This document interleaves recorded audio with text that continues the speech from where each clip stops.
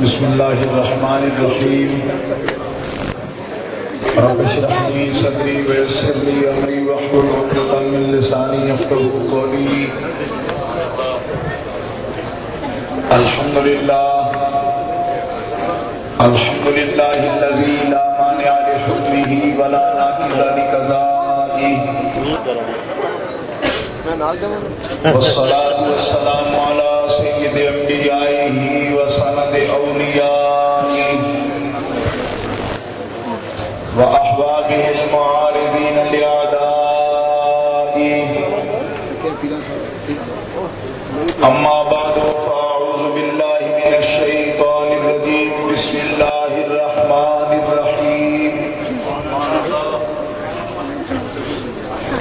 ان اول بیت وضع للناس للذی ببکۃ مبارکا وہدی للعالمین فیہ آیات بینات مقام ابراہیم ومن دخلہ کان آمنا وللہ علی الناس حج البیت من استطاع الیہ سبیلا.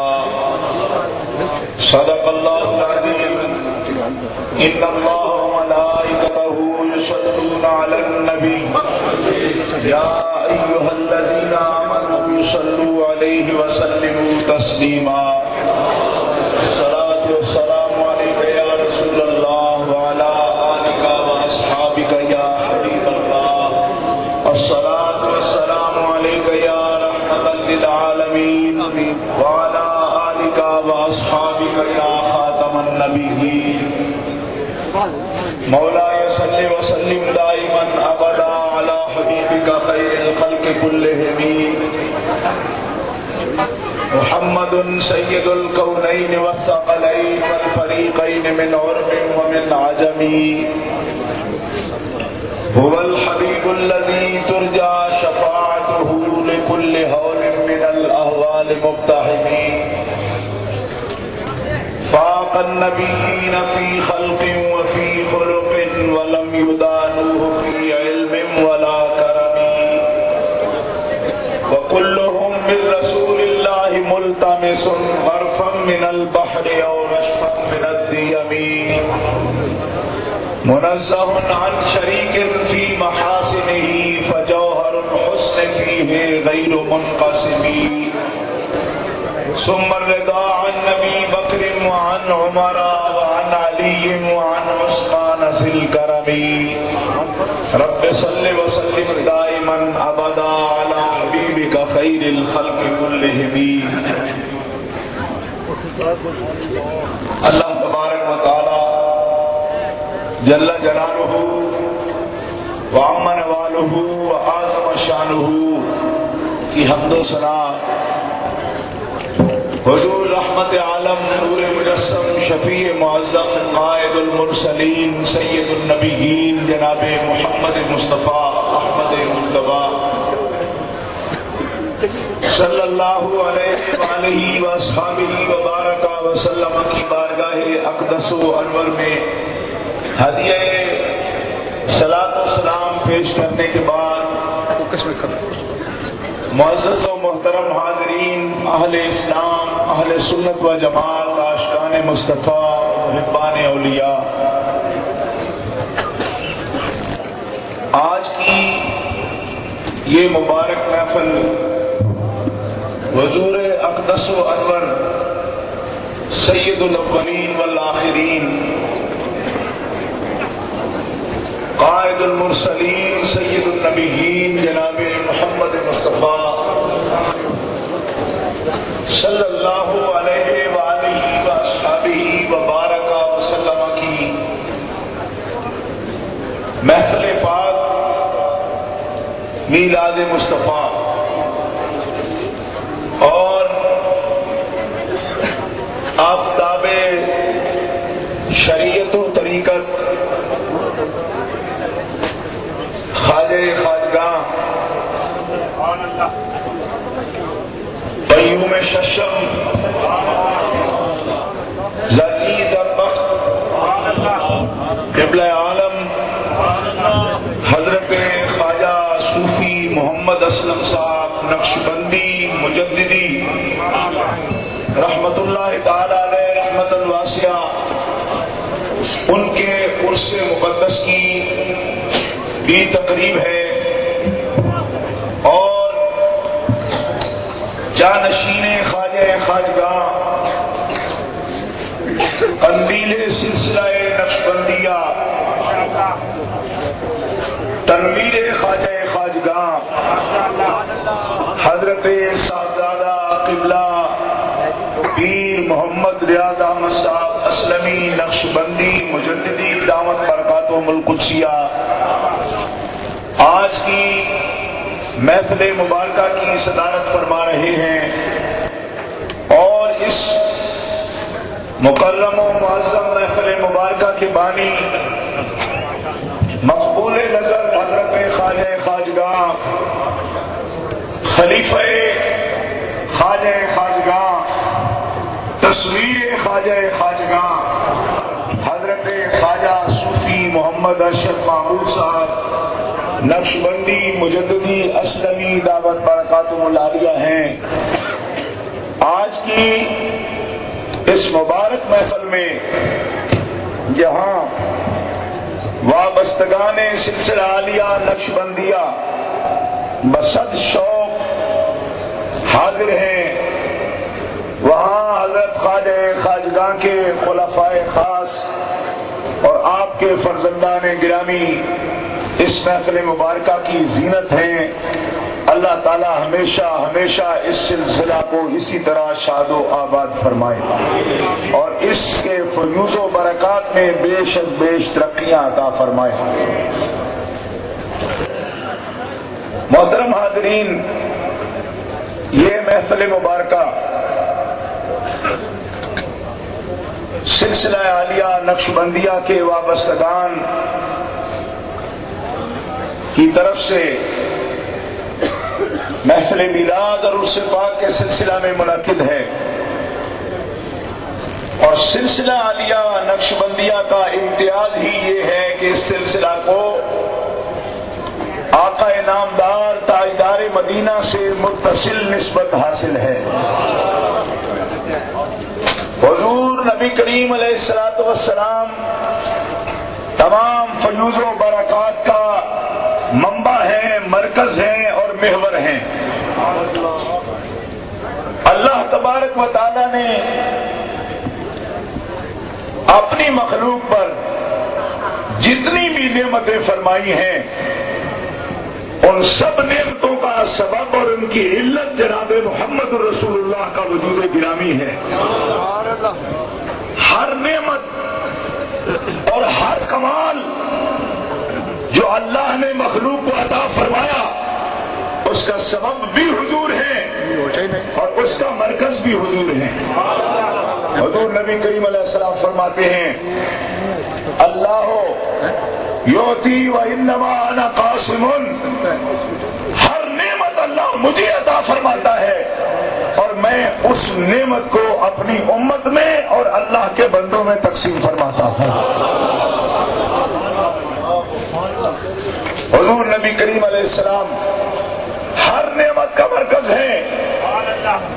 علماء نے لکھا، محدثین نے بیان کیا کہ دین اسلام کا مقصد یہ ہے کہ اللہ کی پیدا کی ہوئی کوئی نعمت نہیں جو رب نے اپنے حبیب کو عطا نہ فرمائی ہو۔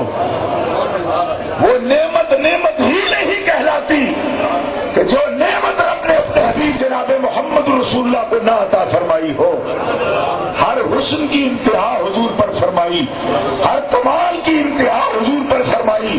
قرآن نے اسی لیے کہہ دیا اِنَّا أَعْطَيْنَاكَ الْكَوْثَرَ، حبیب ہم نے آپ کو خیر کثیر عطا فرما دی ہے۔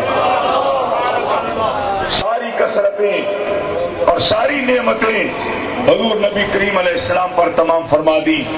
حضور نبی کریم علیہ السلام نہ صرف اپنی امت کو عطا فرمانے والے ہیں، نہ صرف پہلی امتوں کو عطا فرمانے والے ہیں، بلکہ حضور وہ ہے کہ رب نے آپ پر نعمتیں تمام فرمائی۔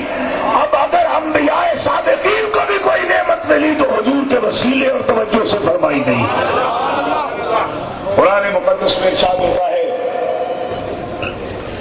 وَكَذَلِكَ نُرِي إِبْرَاهِيمَ مَلَكُوتَ السَّمَاوَاتِ وَالْأَرْضِ وَلِيَكُونَ مِنَ الْمُوقِنِينَ. پیار سے کہہ دیجئے سبحان اللہ. یہ پیار نہیں ہے میرا آخر میں نمبر ہے، زور سے کہیے سبحان اللہ. اسی طرح ہم نے ابراہیم علیہ السلام کو سارے آسمانوں کے عالم اور سارے زمینوں کے عالم دکھائے. سوال یہ پیدا ہوتا ہے، مفسرین فرماتے ہیں وَكَذَلِكَ، یہ تشبیہ کیسی ہے؟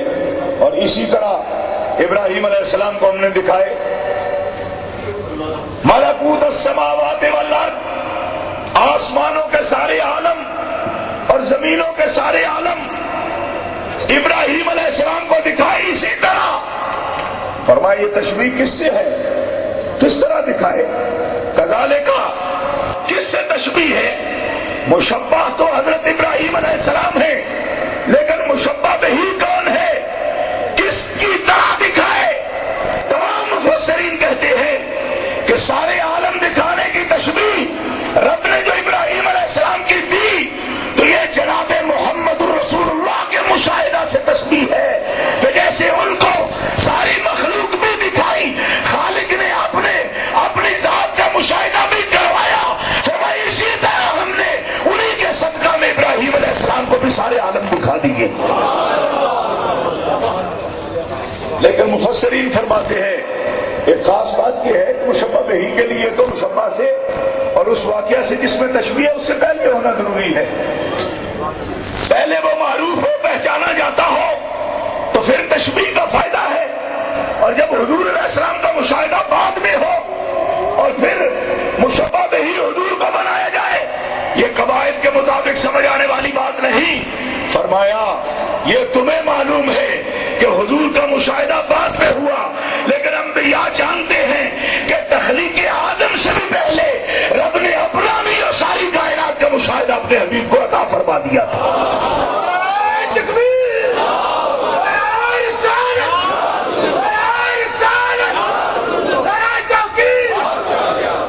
گرامی قدر حضرات، حضور نبی کریم علیہ السلام ہر خیر کا منبع ہے اور ہر سعادت کا مقصد ہے اور ہر نعمت کا مرکز ہے. کائنات میں انبیاء کو جو کچھ ملا حضور کے وسیلے سے، رسل اعظام کو جو کچھ ملا حضور کے وسیلے سے، صحابہ کرام کو جو کچھ ملا حضور کے وسیلے سے، اہل بیت اطہار کو جو کچھ ملا حضور کے وسیلے سے. حضور اللہ کے خلیفہ آدم ہے، ہوا خلیفۃ اللہ العظم الذی جعل مواعظ نعمہ وخزائن کرمہ یؤتی ما یشاء ومن یشاء. فرمایا حضور اللہ کے خلیفہ اعظم ہیں، رب نے خزائن کے اور کرم کے خزانے اور نعمتوں کی کنجیاں اپنے حبیب کے ہاتھ میں دے دی. وہ جسے چاہے اور جو کچھ چاہے اور جب چاہے عطا فرما دے. اللہ نے بے حساب نعمتیں انہیں عطا فرما دی.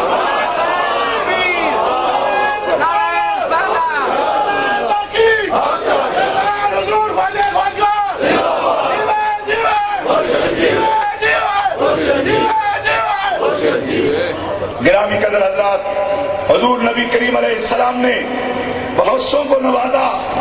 انبیاء کو شانیں ملی انہی سے، رسول اعظام کو مقام ملے انہی سے. آپ نے سب کو نوازا، لیکن جو کچھ حضرت ابوبکر صدیق کو دیا، جو کچھ یار غار کو عطا فرمایا، اس کی ایک جھلک پیش کروں گا. غار ثور میں حضور ہے اور ابوبکر صدیق ہے.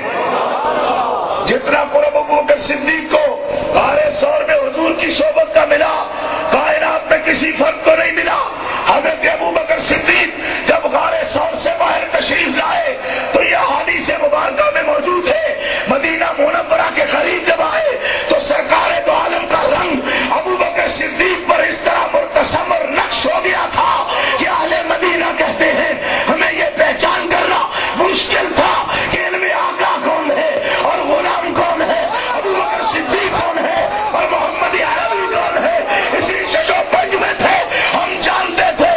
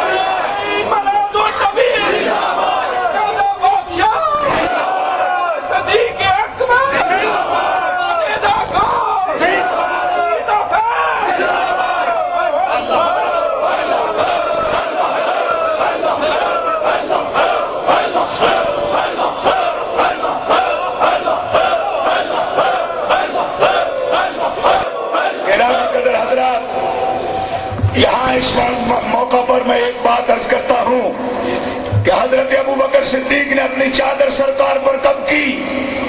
جب لوگوں کو یہ مغالطہ ہوتا تھا کہ ان میں سرکار کون ہے۔ ابو بکر نے چادر دے کر نشاندہی کی کہ میں چادر دینے والا، خدمت کرنے والا میں غلام ہوں، اور جن کی خدمت کر رہا ہوں وہ میرے آقا ہیں۔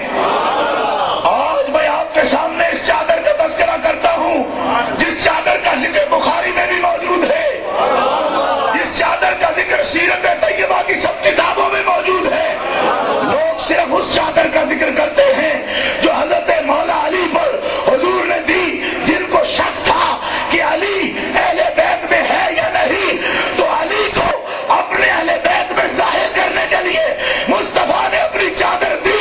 یہ بھی ایک مقام ہے کہ ان کو اہل بیت میں شامل کرنے کے لیے چادر دی، اور اس چادر کا بھی مقام دیکھو کہ آقا کو آقا ظاہر کرنے کے لیے غلام چادر دے رہا ہے۔ حضرات اس پہ پھر بھی کبھی آپ غور کریں گے تو بات سمجھ آئے گی۔ ایک وہ چادر ہے جو دے کر علی کو اہل بیت میں حضور نے داخل کیا، لیکن آج صدیق کی چادر آقا کو دنیا کو بتا رہی ہے کہ یہ صدیق کی چادر دنیا میں امتیاز پیدا کر رہی ہے کہ میں غلام ہوں، یہ میرے آقا ہے۔ مصطفیٰ کی چادر علی کو اہل بیت میں داخل کرتی ہے، اور صدیق کی چادر آقا کی عظمتوں کو ظاہر کرتی ہے۔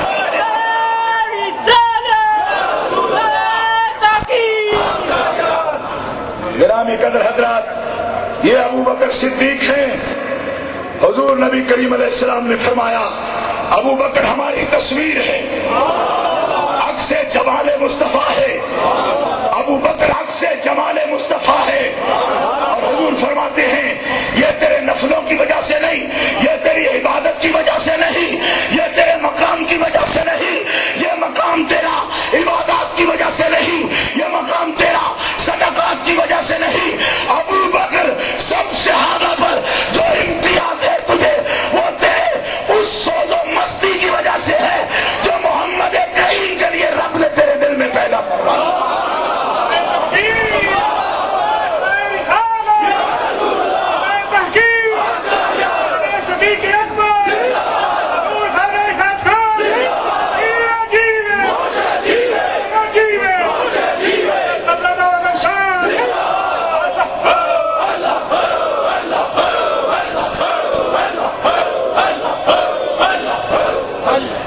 گرامی قدر حضرات، حضرت ابو بکر صدیق جو کچھ تھے انہوں نے خود تو کبھی نہیں کہا۔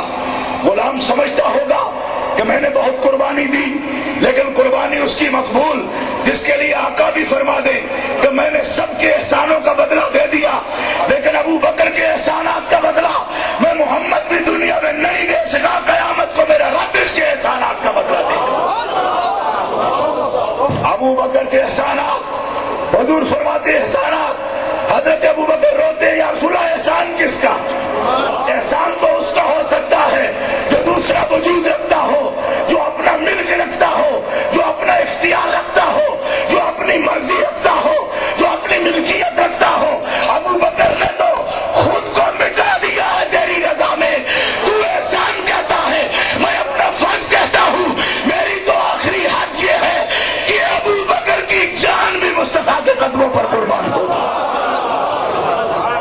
گرامی قدر حضرات، اسی لیے ہمارے آقا و مولا صلی اللہ تعالی علیہ وسلم نے فرمایا ابو بکر کے ایمان کی حالت یہ ہے کہ لو وزن ایمان ابی بکر بے ایمان، آپ فرماتے ہیں کہ اگر ابو بکر کے ایمان کے ساتھ پوری کائنات کے ایمان کا وزن کیا جائے تو ساری کائنات کے ایمان سے ابو بکر کا ایمان ترجیح رکھتا ہے۔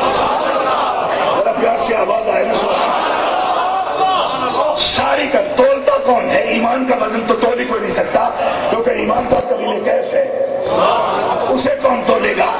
کیف کا وزن نہیں ہوتا، لیکن یہ وزن کرے ایمان کا تو محمد رسول اللہ ہی کر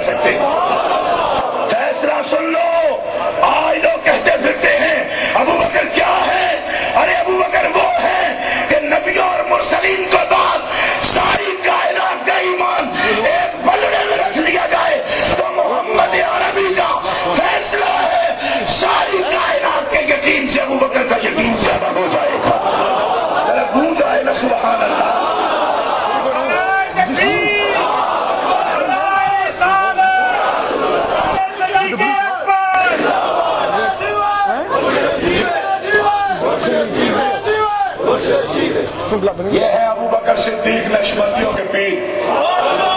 اور نقش حضور نے کیا کیا کہ نہ صرف ابو بکر کا ایمان اپنے جیسا کیا بلکہ ابو بکر کی صورت بھی اپنے جیسی کر دی. پیار سے کہیے جو توجہ اتحادی سے دل بھی بدل دے صورت بھی بدل دے نقش بند اسے کہتے ہیں.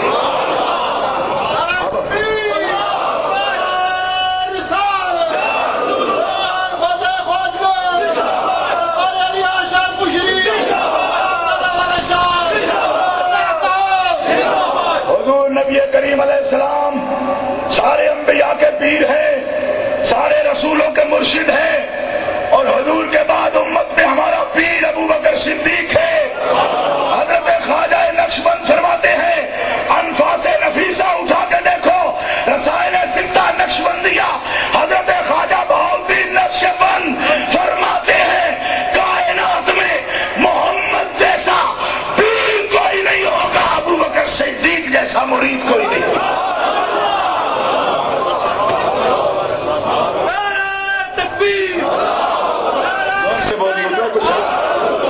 سے بولیں زور سے کہیں.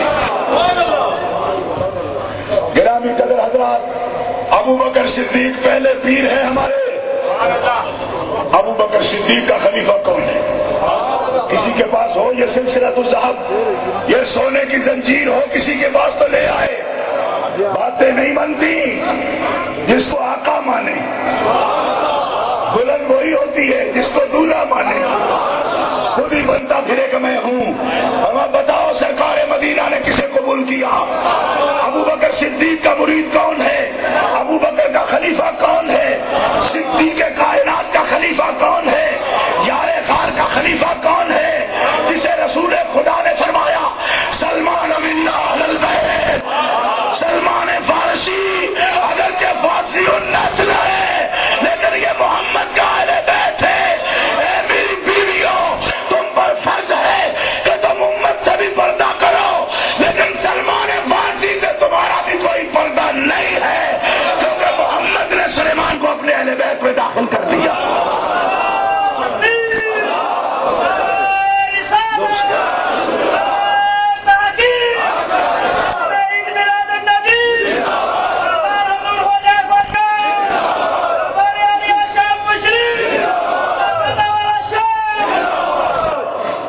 گرامی قدر حضرات, سلمان فارسی ایک واحد بندہ ہے جو حضور کا خون نہیں ہے لیکن اہل بیت ہے.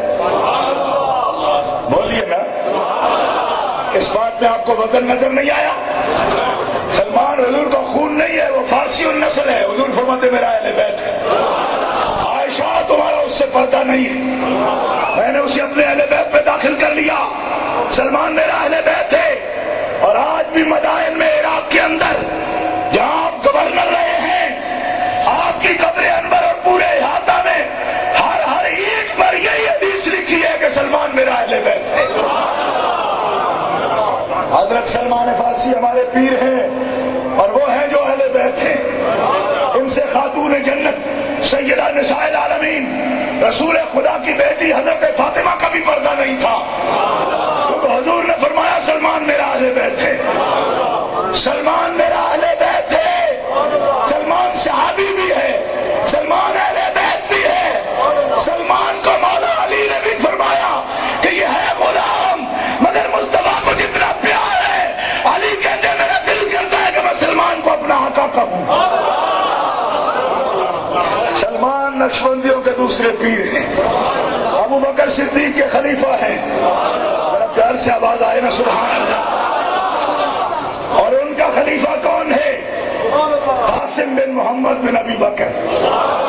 قاسم بن محمد بن ابی بکر یار غار ابو بکر صدیق کا پوتا, اور پلا کس کے گھر میں؟ مولا علی کے گھر میں.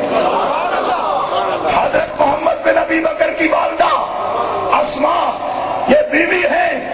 حضرت ابو بکر صدیق کے بعد ان کا نکاح ہوا مولا علی سے, اور ان کا پہلے نکاح حضرت جعفر طیار سے جو حضرت علی کے بڑے بھائی ہیں, غزوہ موتا میں شہید ہوئے ہیں. ان کی بیوی حضرت اسما.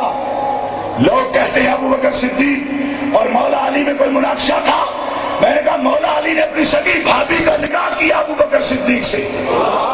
جعفر طیار کی بیوی جن کے रसूल हैं। बुखारी उठा के देखो, हजरत अस्मा के सामने हुजूर आए तो हुजूर रो रहे थे।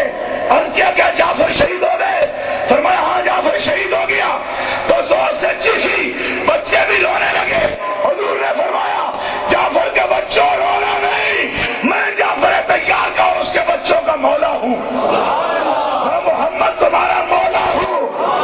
तो जिनके हुजूर मौला है, जिनके चचा मौला अली है, मौला अली अपनी मर्जी से हजरत अस्मा का निकाह अबू बकर सिद्दीक से करते हैं, उनसे मोहम्मद बिन अबी बकर पैदा हुए।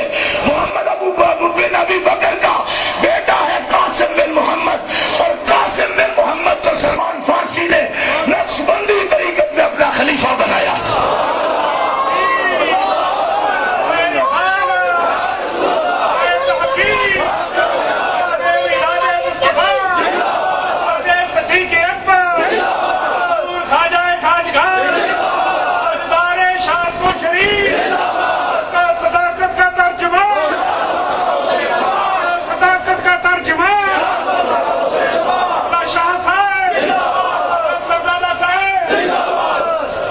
अबू बकर सिद्दीक के घर में रसूल खुदा की बारात आई है।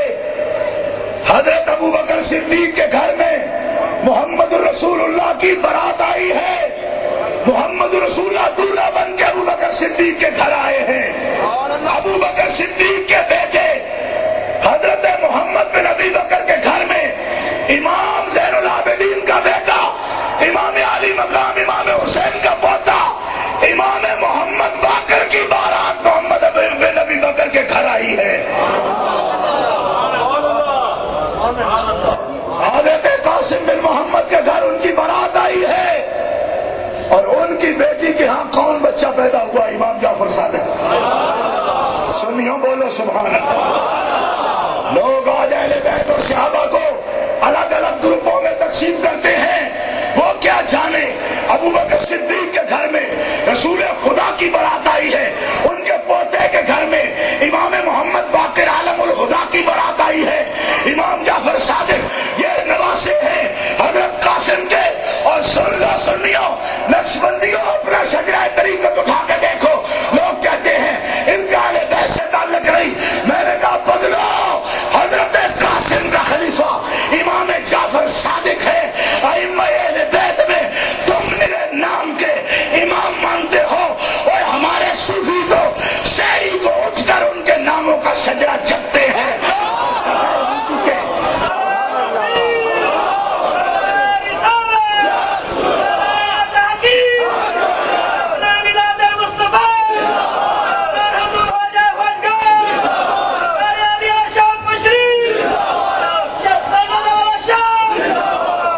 हमारे पीर, हमारा सिलसिला अइम्मा अहले बैत से है।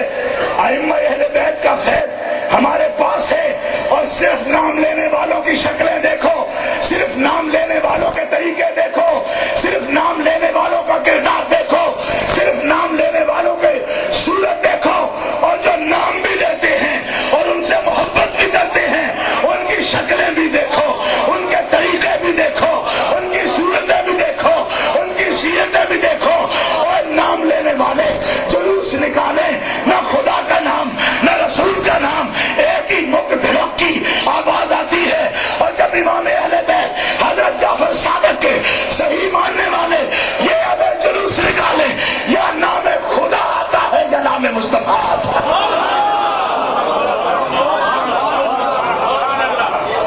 इरामी कदर हजरात ये होते हैं मानने वाले। क्या से कहिएगा सुभान अल्लाह। सिर्फ नाम लेकर आने वाले और हैं, अरे नाम वाले नहीं, ये नाम भी लेते हैं काम भी करते हैं। आज भी अहले बैत का मिशन है तो नक्शबंदी सूफियों के हाथ में। आज अइम्मा अहले बैत के उलूम व मारिफ है तो नक्शबंदी सूफिया के हाथ में है, जो सूरत भी मोहम्मदी बनाते हैं, जो सीरत भी मोहम्मदी बनाते हैं।